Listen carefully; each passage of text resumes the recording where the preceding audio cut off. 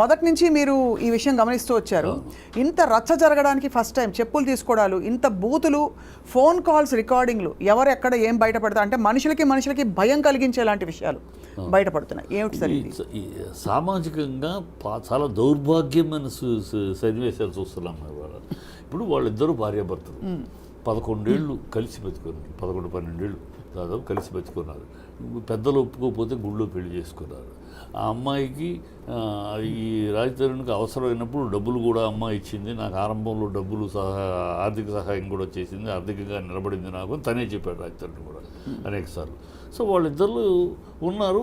భార్యాభర్తలు అన్నాక గొడవలు వస్తాయి, తిట్టుకుంటారు, కొట్టుకుంటారు, బూతులు మాట్లాడుకుంటారు, బూతులు చేస్తారు, మనకు అనవసరం కదా. వాళ్ళ భార్యాభర్తలు వాళ్ళలో తేడాలు వచ్చినాయి, వాళ్ళిద్దరి మధ్య తేడాలు వచ్చినాయి. తేడాలు వస్తే ఆ అమ్మాయి నాకు కేసు వేస్తాను, నేను ఊరుకొని వదిలిపెట్టను అంది. ఏ ఆడదైనా అంటదమ్మ, ఏ ఆడదైనా తన భర్త మరొక అమ్మాయితోటి వ్యవహారంలో ఉన్నాడు అంటే, ఏ ఆడపిల్లైనా, అది డబ్బున్న ఆడపిల్ల అవ్వచ్చు, పేదింటి ఆడపిల్ల అవ్వచ్చు, ఏ ఆడపిల్లైనా తన భర్త మరొకరితోటి వెళ్తున్నాడు ఉంటున్నాడు ఏమాత్రం సూచన అందినా డెఫినెట్గా ఇలా మధ్యలో తను కూడా ఇంకో మనిషితో అనుబంధం పెట్టుకుంది అనే ఒక అవసరం రాపాటగా అని ఖచ్చితంగా అమ్మాయి స్పందించినాక స్పందించినప్పుడు అతనేమో డబ్బు కోసం అడిగిద్ది అన్నాడు. ఫస్ట్ టాపిక్, నాకు డబ్బు వద్దు, నాకు మొగుడే కావాలంది. సో డబ్బు అనేది నువ్వు ఇచ్చిన రూపాయి ఇచ్చినా నాకు అవసరం లేదు, నాకు మొగుడు, నా భర్త నాకు కావాలి, అందుకు నేను కోర్టుకు వెళ్తాను పోలీసులు. ఎప్పుడైతే ఆ అమ్మాయి రిబెల్ అయ్యిందో, రిబెల్ అవ్వగానే ఇప్పుడు ఆ అమ్మాయిని క్యారెక్టర్ అసాసినేషన్ చేయడానికి తయారయ్యారు గ్రూప్. క్యారెక్టర్ అసాసినేషన్ నేను ఆ అమ్మాయికి సమర్థించి క్యారెక్టర్ అమ్మాయి ఎవరితో మాట్లాడుతుంది, 11 ఏళ్ళుగా రాలేదే, 11 ఏళ్ళుగా ఈ అమ్మాయి ఎవరితో మాట్లాడుతుంది, ఇంకోటి 11 ఏళ్ళుగా రాలేదు. ఎప్పుడైతే ఆ అమ్మాయి గతమంతా చూడు, ఎప్పుడైతే అమ్మాయి రిబెల్ అయ్యిందో, నాకు ముగ్గుడే కావాలి డబ్బులు కాదు, మేము ఎవరు వస్తుంది, నాకు ముగ్గుడే కావాలని ఎప్పుడైతే రిబెల్ అయ్యిందో ఆ పిల్ల, ఆ రిబెల్ అవ్వగానే మొత్తం ఆరోపణలు మొదలెట్టాయి. మధ్యలో అంటే వినిపిస్తున్న రకరకాల కథనాలు చిట్టి గారు, ఒకటి వాళ్ళు పరస్పరం అంగీకారంతో వాటెవర్ విడిపోయిన తర్వాత, అంటే చట్టపరంగా కాదు, విడిగా వాళ్ళ దారులు వాళ్ళు చూసుకుంటున్న సమయంలో ఇతను మరి ఎవరితో వెళ్ళారో అది పక్కన పెడితే, ఈ అమ్మాయి వేరే సంబంధం పెట్టుకుంది ఇంకొక వ్యక్తితో. ఆ వ్యక్తికి ఇతనికి ఈ అమ్మాయికి మధ్య జరిగిన సంబంధానికి సంబంధించిన ప్రూఫ్స్ కూడా ఈ మధ్య కాలంలో బయటకు వచ్చాయి. అంటే ఇంత చెప్పాల్సిన అవసరం ఎందుకు వస్తుంది అంటే సార్, తప్పు ఎక్కడ జరుగుతుంది, తప్పు ఎక్కడ జరుగుతుందంటే అమ్మా, మనం క్లీన్గా విశ్లేషణ చేసుకుంటే, టోటల్ మ్యాటర్ని స్టడీ చేసుకుంటే తప్పు ఎక్కడ జరుగుతుంది. ఎప్పుడైతే ఈ అమ్మాయిని వదిలించుకోవాలని ప్రయత్నించాడు రాజతరుణ్ ఎప్పుడైతే అమ్మాయిని వదిలించుకోవాలనుకున్నాడు, పాతకు రోత కొత్తకు వింత అన్నట్టు ఈ అమ్మాయి 11 ఏళ్ళు అయిపోయింది.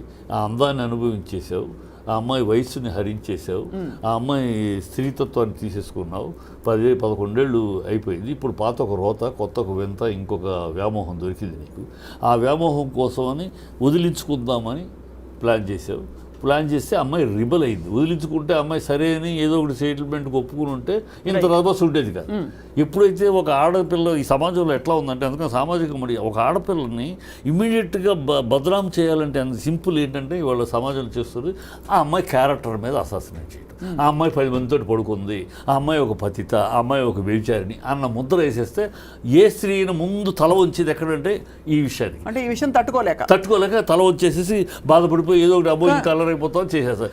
ఇది ట్రాక్ జరుగుతుంది. కానీ all the same sir, Lavanya గారు మాట్లాడినట్టుగా ఉన్న కొన్ని ఫోన్ కాల్ రికార్డింగ్స్ వేర్ చాలా అమ్మాయి సైకోలా ప్రవర్తించిందనే ఆరోపణ, అంటే ఇక్కడ బయట పెట్టింది ఎవరు, బయట పెట్టడం కరెక్టా కాదా పక్కన పెడితే, ఆ ప్రవర్తన వల్ల అతను దూరం అవ్వాల్సి వచ్చింది అనే ఒక కథనం కూడా వినిపిస్తుంది. ఆ ప్రవర్తన ఎంతవరకు నిజం, ఈ వీడియోలు ఎంతవరకు నిజం, ఈ ఆడియోలు ఎంతవరకు నిజం, అలా అయితే ఏ ఆడియో నమ్మకూడదు. ఎందుకంటే ఈ రోజు కోర్టులో audio is not accepted as a proof. ఇప్పుడు ఒక స్త్రీ మాట్లాడింది, ఫలానా వాళ్ళ అమ్మ ఫలానా so and so Mastan Sai మాట్లాడినట్టుగా వచ్చే వీడియో రికార్డింగ్స్, కాల్ రికార్డింగ్స్, ఇవన్నీ వీడియో కాదు కాల్ రికార్డింగ్స్ మా టీం ఫోన్లకు కూడా వచ్చాయి.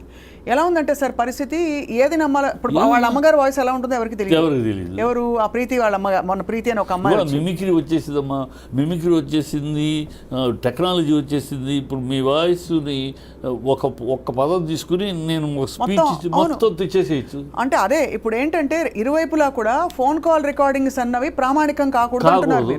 రైట్. అసలు ఇంకోటి చిల్లరతనం అంటున్నాను. వీళ్ళిద్దరు కూడా ఇప్పుడు తరుడు కానీ ఈ అమ్మాయి కూడా ఇద్దరు కూడా ఈ అల్లరి చేసుకోవడం వల్ల ఎవరు లాభం పొందుతారు, ఎవరికి ప్రయోజనం? సమాజం ఇద్దరు నష్టపోతారు. అది తెలియట్లే వాళ్ళకి. ఇద్దరు నష్టపోతారు. రాజతరుణ్ కెరీర్ కూడా పోతుంది. రాజతరుణ్ కూడా ఆలోచించుకోవాలి. ఈ సినిమా ఫీల్డ్లో ఉన్నవాడు క్యారెక్టర్ పోతే, పబ్లిక్లో క్యారెక్టర్ కనుక వీక్ అయితే ఇమేజ్ కూడా పోతుంది. హరనాథ్ అవ్వచ్చు, రాజుబాబు అవ్వచ్చు, సావిత్రి గారు అవ్వచ్చు, ఇంకా అనేక మంది ఉదాహరణలు ఉన్నాయి. వాళ్ళ యొక్క పర్సనల్ క్యారెక్టర్ ఎప్పుడైతే పబ్లిక్లో ఇమేజ్లో దెబ్బతిందో వాళ్ళ కెరీర్లు కూడా పడిపోయింది. అది తెలుసుకోవాలి. తను ఉంది, నీకు నచ్చలేదు, ఓకే, 11 ఏళ్ళు నాకు అమ్మాయితో టెంపర్మెంట్ నచ్చలేదు, 11 ఏళ్ళు భరించానంటలోనే అసలు నాకు వింతగా ఉంది. ఒక మొగుడువా మొగాడివా నువ్వు? ఒక మొగాడు అయితే 11 ఏళ్ళు ఎలా భరిస్తావయ్యా? ఈ అమ్మాయితో డ్రగ్స్ తీసుకుంటుంది అంటావు, ఇంకోటి అంటావు, ఎవరితో సెక్స్లో మాట్లాడతావు, నీ ఫ్రెండ్లు లీక్ చేస్తూ ఉంటారు. 11 ఏళ్ళు భరించావా అంటే చేతగానే దద్దమ్మవా? అంత ఆడంగోడివా నువ్వు? నీ పెళ్ళాము కంట్రోల్ పెట్టుకోలేని వాడే 11 ఏళ్ళు సంసారం కాపురం చేస్తావా నువ్వు? ఇవన్నీ ఎలా ఉంటాయి అడిగితే అసహ్యంగా ఉంటాయి. రైట్. అందుకే నేను అనేది ఏంటంటే ఒక్క పాయింట్ ఏంటంటే ఇక్కడ మీరు వాళ్ళిద్దరు పర్సనల్ మ్యాటర్. ఇది కొట్టుకుంటారు, తిట్టుకుంటారు, చేసుకుంటారు, బూతులు మాట్లాడుకుంటారు, బూతులు చేసుకుంటారు. అది వాళ్ళిద్దరి మధ్య విషయం. మనం ఎవడో మధ్యలో దూరి అవి రికార్డ్ చేయడానికి ఎవరు పర్మిషన్ ఇచ్చారు? భార్యాభర్తలు మాట్లాడుకోవడానికి. ఇప్పుడు నేను నా భార్య మాట్లాడుకుంటున్నాం, దాన్ని రికార్డ్ చేయాలంటే నా బెడ్రూమ్లో రెండు వైపుల నుంచి వస్తున్నాయి కదా రికార్డింగ్స్. ఇప్పుడు మీరు ఫేర్గా మాట్లాడితే కూడా మన సామాజిక కోణం నుంచి ఒక స్త్రీకి జరిగిన అన్యాయం అనండి, కష్టం అనండి, తప్పకుండా మాట్లాడదాం. కానీ రికార్డింగ్ల వ్యవహారం ఇద్దరి మీద రికార్డింగ్లు పంపించుకున్న సందర్భాలు తర్వాత ఒకళ్ళు. ఇప్పుడు స్టార్టింగ్ ఎవరు ఇక్కడ? ఇప్పుడు ఎట్లా మొదలు పెట్టింది ఎక్కడి నుంచి మొదలైంది? అతని ఫ్రెండ్ దగ్గర నుంచి మొదలైంది. ఎక్కడి నుంచి వచ్చిన ఫోన్ కాల్ రికార్డింగ్ అని.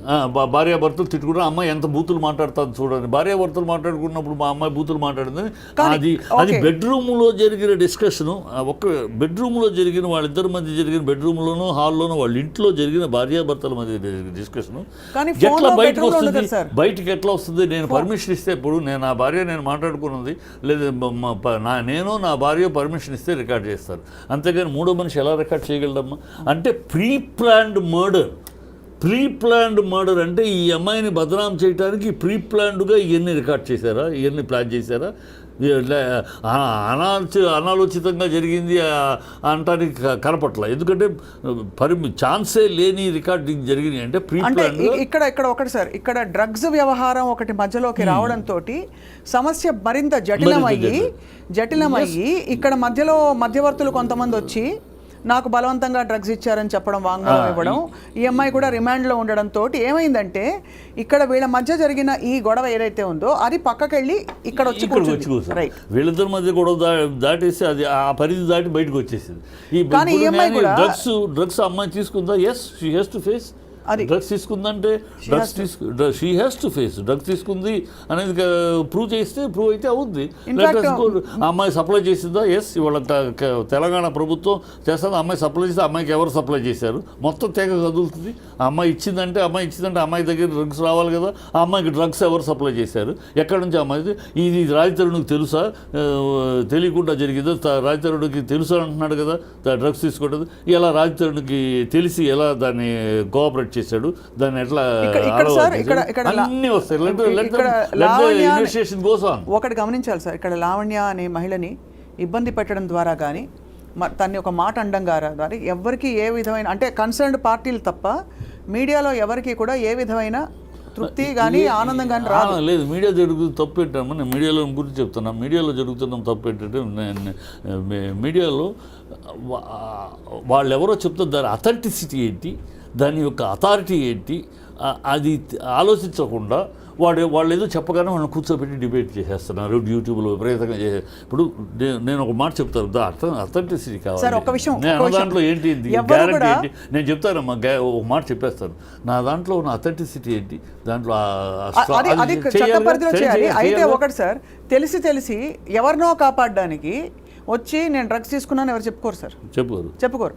డ్రగ్స్ తీసుకున్నాను అంటే వాళ్ళు బలవంతంగా ఇచ్చిన ఉదాహరణకి మన దేశంలో ఎక్కడైనా ఎవరి మీద అత్యాచారం జరిగితే అదైతే వాడిదే తప్ప అంటే కూడా చెప్పుకోరు బయట. డ్రగ్స్ తీసుకుంటున్న ఇచ్చింది అని ఇవాళ చెప్తారేంటి?